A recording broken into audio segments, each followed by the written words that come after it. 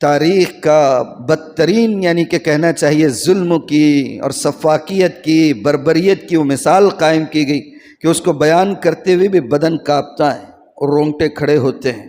اگر حساس دل ہے اور سینے میں دھڑکتا ہوا دل اور بیدار دل رکھتے ہیں تو نہ آپ واقعہ سن سکتے ہیں نہ پڑھ سکتے ہیں کہ سوچیں کہ جس نبی کی ذات سے اللہ نے پوری انسانیت کو قیامت کی صبح تک کے لیے ہدایت سے آراستہ کیا، اس نبی کی اولاد کے ساتھ کربلا کے میدان میں وہ ظلم و ستم کے پہاڑ توڑے گئے کہ الامان الحفیظ۔ احسان ناشناسی کی سب سے بدترین مثال امت نے اپنے نبی کو ایک ساتھ پیش کی ہے۔ جس نبی کے ذریعے سے جنت کا راستہ ملا، خدا کو پہچانے، ہدایت ملی، کتاب ہدایت ملی، اسی نبی کی آل و اولاد کو کربلا کے میدان میں شہید کر دیا گیا۔ آپ کے ایک چھوٹے سے بیٹے تھے علی اصغر، شیرخوار بچے، دودھ پیتے ہوئے بچے، کم بختوں نے پانی پہلے ہی اسے بند کر دیا تھا۔ علی اصغر کو لے کر آپ باہر نکل رہے خیمے سے باہر کہ کہیں کچھ پانی وغیرہ مل جائے پلائیں، تو دور سے دشمنوں کی طرف سے ایک تیر آتا ہے اور وہ تیر سیدھا علی اصغر کی گردن میں پیوست ہو جاتا ہے۔ شیرخوار بچہ، دودھ پیتا بچہ،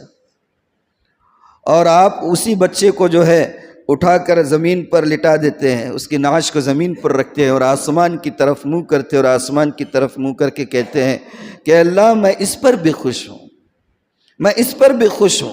لیکن باطل کے آگے آپ جھکے نہیں۔ باطل کے آگے آپ کے بھتیجے حضرت حسن کی اولادیں، آپ کے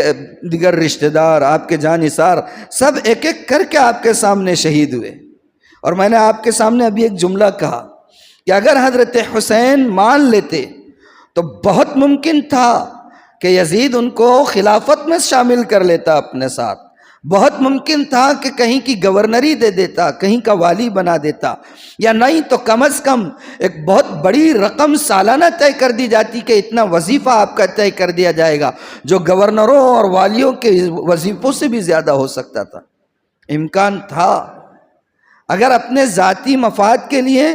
اگر خلافت کی لالچ میں، اگر دنیاوی فائدے کی لالچ میں حسین گئے ہوتے تو یقیناً حسین قبول کر لیے ہوتے، لیکن حضرت حسین نہ تو خلافت کے لیے گئے تھے، نہ ذاتی اغراض اور مفادات کے لیے گئے تھے، وہ تو ایک باطل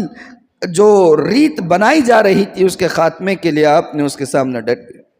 کس زبان سے کہا جائے کہ سر قلم کر دیا گیا اور آپ کے جسم مبارک کے اوپر گھوڑے دوڑا دیے گئے، رون دیا گیا جسم کو آپ کے، اور پھر آپ کے سر کو وہاں سے کوفہ لے جایا گیا۔